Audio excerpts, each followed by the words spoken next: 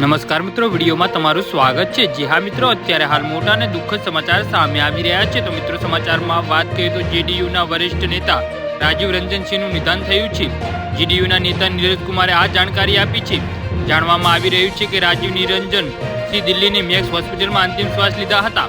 જી હા મિત્રો, અત્યારે હાલ મોટા અને દુઃખદ સમાચાર સામે આવી રહ્યા છે। મૃત્યુનું કારણ હાર્ટ એટેક હોવાનું કહેવાય છે।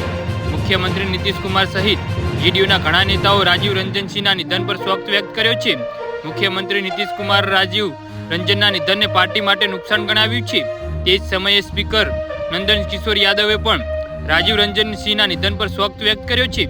જેડીયુના નેતાના પરિવાર સાથે જોડાયેલા સૂત્રોએ જણાવ્યું કે ગુરુવારે મોડી સાંજે રાજીવ રંજનની તબિયત બગડી હતી।